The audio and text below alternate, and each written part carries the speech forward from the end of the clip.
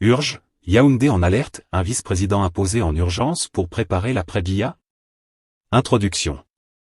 Quand le tambour change de rythme au village, même les sourds sentent que quelque chose ne va pas. Mes chers compatriotes, il y a des moments dans l'histoire d'un pays où tout semble calme, mais en réalité, tout est déjà en train de basculer.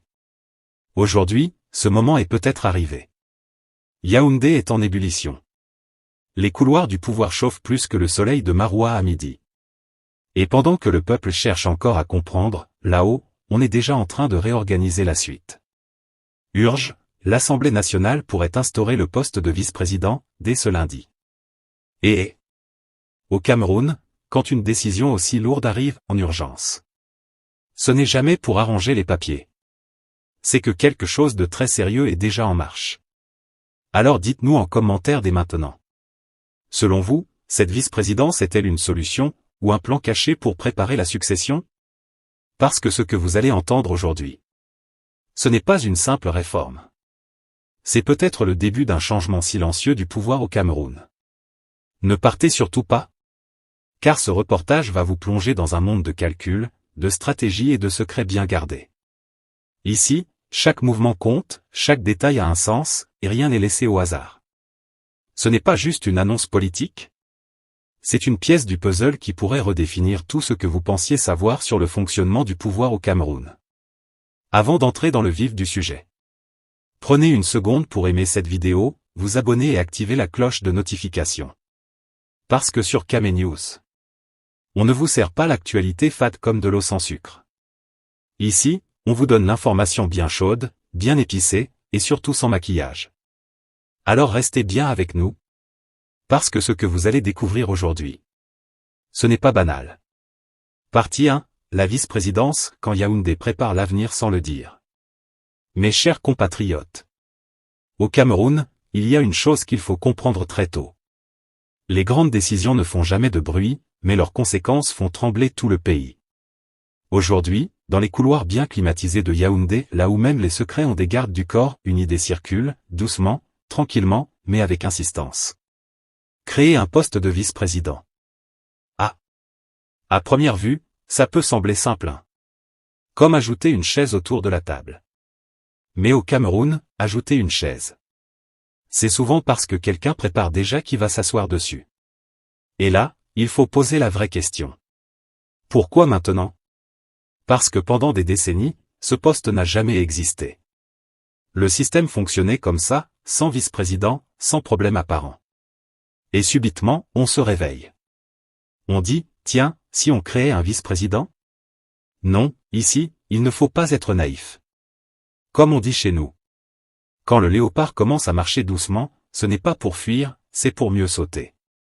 Cette réforme, mes chers frères et sœurs, ce n'est pas un simple ajustement administratif. C'est une préparation stratégique de l'après.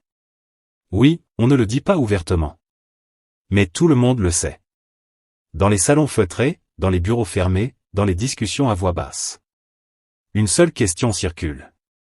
Et après? Parce que même si le sujet reste sensible, même si personne ne veut en parler publiquement, le temps politique, lui, avance. Et le pouvoir camerounais a une particularité. Il n'aime pas les surprises. Donc au lieu d'attendre que les choses arrivent, on préfère les organiser. Et c'est là que la vice-présidence devient intéressante. Parce que dans ce modèle, ce n'est pas le peuple qui choisit directement cette personne. Non. C'est le président lui-même. Ah. Là, on commence à comprendre. Donc on crée un poste. Mais on garde le contrôle de qui y accède. Traduction version quartier. Je prépare mon remplaçant, mais c'est moi qui choisis qui peut s'asseoir à côté de moi. Et ça, mes chers compatriotes, c'est du génie politique. Parce que ça permet quoi? D'éviter les guerres internes. De calmer les ambitions trop visibles. De structurer la succession sans conflit. C'est comme organiser une fête. Mais en décidant à l'avance qui va danser, qui va manger, et qui va juste regarder. Mais attention. Ce genre de stratégie, ce n'est pas seulement pour gérer l'avenir. C'est aussi pour gérer le présent. Parce qu'au Cameroun, le pouvoir, ce n'est pas seulement une fonction. C'est un équilibre. Un équilibre entre régions. Entre élites. Entre intérêts. Entre alliances. Et quand cet équilibre commence à bouger, il faut agir. Donc la vice-présidence devient une sorte de pièce d'ajustement politique. On peut l'utiliser pour récompenser une fidélité, consolider une alliance, apaiser une tension, envoyer un message. Bref, c'est une carte très puissante dans le jeu. Mais comme toujours, il y a une autre face. Parce que créer ce poste, c'est aussi ouvrir une nouvelle bataille, silencieuse, mais réelle. Et oui. Parce que maintenant, tout le monde commence à se poser la question. Qui va être choisi? Qui est assez proche? Qui est assez fiable? Qui peut être contrôlé, sans devenir trop puissant? Et là, mes chers compatriotes, les calculs commencent. Les alliances se reforment. Les stratégies s'ajustent. Les ambitions se réveillent. Même ceux qui disaient « je ne suis pas intéressé » commencent à bien s'habiller. Parce qu'au Cameroun, on peut dire qu'on ne cherche pas le pouvoir. Mais si le pouvoir te cherche, il faut être présentable. Et pendant ce temps, le peuple observe. Certains disent « c'est une bonne chose, ça peut stabiliser le pays ». D'autres disent « on connaît déjà ce film, ça ne va rien changer ». Et d'autres encore, regardent ça comme un match de football. Ils veulent juste voir qui va gagner. Mais au fond, la vraie question est plus profonde. Est-ce que cette vice-présidence va vraiment transformer le système? Ou est-ce qu'elle va simplement renforcer ce qui existe déjà? Parce que créer un poste, ce n'est pas changer un pays. Ce qui change un pays, c'est comment ce poste est utilisé. Et là, tout reste ouvert. Mais une chose est sûre. Le Cameroun est en train de se préparer à quelque chose. Quelque chose de grand. Quelque chose de stratégique. Quelque chose qui peut redéfinir l'avenir politique du pays. Et comme on dit chez nous, pour finir cette partie. Quand le chef commence à déplacer les chaises, ce n'est pas pour jouer, c'est que la réunion sérieuse va commencer. Partie 2, le dossier anglophone, comment une crise devient une carte politique majeure. Mes chers compatriotes. Au Cameroun, il y a des sujets qu'on ne traite pas à la légère. Et le dossier anglophone, celui-là, c'est comme le piment dans le NQI, si tu touches mal, tu peux pleurer devant tout le monde. Depuis des années, cette crise est là, installée, enracinée, presque devenue une habitude nationale. On s'est même habitué à entendre parler de tensions, de revendications, de combats, comme si c'était un bulletin météo. Mais derrière cette fatigue collective, il y a une réalité plus profonde. Le dossier anglophone est devenu l'un des leviers politiques les plus puissants du pays. Oui, vous avez bien entendu. Parce qu'aujourd'hui, résoudre cette crise, ce n'est pas seulement ramener la paix. C'est aussi redessiner les équilibres du pouvoir. Et c'est là où la fameuse vice-présidence entre en scène, comme un acteur principal dans un film qu'on croyait déjà terminé. Regardons bien. Depuis 1972, le Cameroun fonctionne avec un système très centralisé. Tout remonte à Yaoundé, et tout redescend selon la volonté du sommet. Mais avec la crise anglophone, ce modèle a montré ses limites. Les frustrations ont grandi, les incompréhensions aussi, et finalement, la situation a explosé. Alors aujourd'hui, que propose-t-on? Donner une place visible au sommet de l'État. Créer un symbole fort de représentation. Montrer que, oui, on a entendu. Et quoi de mieux qu'un poste de vice-président pour ça? Sur le papier, c'est beau hein. C'est comme dire. On vous a peut-être oublié pendant longtemps, mais maintenant, on vous donne une chaise à la table. Mais comme on dit chez nous, ce n'est pas parce qu'on t'invite à la table que tu vas manger la viande. Parce que la vraie question, la vraie, c'est celle-ci. Est-ce que ce vice-président aura un vrai pouvoir? Ou bien ce sera juste une belle photo sur les affiches officielles? Et là, les Camerounais ne sont plus naïfs. Ils savent que dans notre système, le pouvoir ne se partage pas facilement. Il se gère, il se protège, il se contrôle. Donc cette vice-présidence peut être deux choses. Une vraie ouverture politique. Ou un outil de stabilisation stratégique. Et soyons honnêtes, pour beaucoup d'observateurs, on penche plus vers la deuxième option. Parce que cette réforme arrive à un moment très précis. Quand la pression internationale augmente. Quand la crise dure trop longtemps. Quand l'économie commence à souffrir sérieusement. On parle de centaines de milliards perdus chaque année. Des régions entières paralysées. Des populations fatiguées.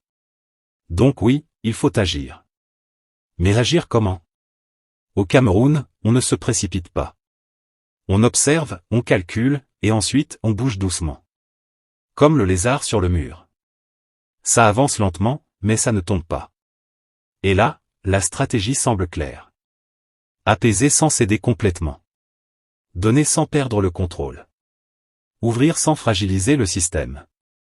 C'est un équilibre très délicat. Parce que d'un côté, il faut rassurer les populations anglophones. De l'autre, il faut éviter de créer un précédent qui pourrait inspirer d'autres revendications ailleurs. Et oui, parce que si aujourd'hui on donne trop, demain, d'autres régions peuvent dire. Nous aussi on veut notre part. Et là, bonjour les problèmes. Donc la vice-présidence devient une sorte de solution calculée. Suffisamment forte pour calmer les tensions. Mais suffisamment contrôlée pour ne pas bouleverser le système. C'est du dosage politique, comme quand on met le sel dans la sauce. Trop peu, ça ne passe pas. Trop, ça gâte tout. Et dans cette histoire, il y a aussi les alliances politiques. Parce que ce poste pourrait servir à quoi encore? Consolider certaines régions stratégiques. Récompenser des fidélités. Préparer des équilibres électoraux futurs. Bref, ce n'est pas seulement une réforme. C'est un outil multifonction du pouvoir. Et pendant ce temps, le peuple regarde. Certains espèrent une vraie solution. D'autres restent sceptiques. Et beaucoup se demandent simplement. Est-ce que cette fois-ci, ça va vraiment changer quelque chose? Parce que soyons francs. Au Cameroun, on a déjà vu beaucoup d'annonces. Beaucoup de promesses. Beaucoup de grandes décisions historiques. Mais au final, le quotidien des populations ne change pas toujours. Et ça, c'est le vrai test. Parce que peu importe la beauté des réformes. Si sur le terrain rien ne change, alors ce sera juste une autre page dans les discours. Mais attention. Il ne faut pas non plus minimiser ce qui se prépare. Parce que si cette vice-présidence est bien utilisée, elle peut devenir un véritable tournant. Un point de départ vers plus d'inclusion. Plus d'équilibre. Plus de stabilité. Mais si elle est mal utilisée, elle peut devenir un simple outil politique de plus. Un symbole vide. Une solution temporaire à un problème profond. Et comme on dit chez nous, pour finir. Même si tu mets un beau couvercle sur la marmite, si le feu est fort, ça va déborder. Donc oui, le dossier anglophone est aujourd'hui au centre du jeu. Oui, il influence les décisions au sommet. Oui, il est devenu une clé stratégique pour l'avenir du Cameroun. Mais la vraie question reste entière. Est-ce qu'on est en train de résoudre le problème? Ou simplement de mieux le gérer? Et ça, mes chers compatriotes, c'est l'histoire qui va nous répondre. Partie 3, Ayuktab du danger d'État ou partenaire possible? Le virage qui fait tousser Yaoundé. Mes chers compatriotes, ici, on entre dans une zone très sensible. Parce que ce qui se joue autour de Siziku Ayuktab, ce n'est pas seulement une affaire de justice, c'est une gymnastique politique de haut niveau, version Cameroun où même les lois peuvent faire demi-tour sans klaxon. Revenons un peu en arrière. Depuis 2018, le nom d'Ayuktab, c'était quoi? C'était le symbole du bras de fer. Le symbole de la contestation. Le symbole du « on ne discute pas avec ça ». Un homme arrêté dans des conditions déjà contestées, jugé par un tribunal militaire alors que c'est un civil, condamné au terme d'un procès marathon, sans ses avocats, avec une amende qui fait même peur aux milliardaires. Bref, une affaire qui, même sans être juriste, te fait dire. Il y a quelque chose qui ne sent pas bon ici. Et puis, bam. Mars 2026. La Cour suprême arrive tranquillement, comme quelqu'un qui entre dans une réunion en retard, et dit. Finalement, on va revoir tout ça. Ah. Le Cameroun. Donc ce qui était béton devient soudainement sable. Ce qui était définitif devient discutable. Et ce qui était fermé, commence à s'ouvrir doucement. Mais encore une fois, la vraie question n'est pas ce qui se passe. La vraie question c'est. Pourquoi ça se passe maintenant? Parce que soyons sérieux une minute. Pendant des années, on a laissé ce dossier là dormir. Et subitement, au moment où on parle de réforme constitutionnelle, au moment où la vice-présidence apparaît dans les discussions, au moment où le pays cherche une solution à la crise anglophone, on décide de corriger les erreurs? Non, ici on ne corrige pas seulement. On prépare quelque chose. Et là, Ayuk-Tat devient, comment dire ça? Non plus un problème à éliminer, mais un élément à repositionner. Oui, vous avez bien entendu. Dans les calculs politiques, il y a des moments où ton adversaire d'hier devient ton outil d'aujourd'hui. Comme on dit chez nous. Quand la pluie tombe trop fort, même le serpent et la grenouille cherchent le même trou. Aujourd'hui, pour parler de paix crédible dans les régions anglophones, il faut quoi? Des symboles. Des figures reconnues. Des interlocuteurs légitimes. Et qu'on le veuille ou non. Ayuk-Tat fait partie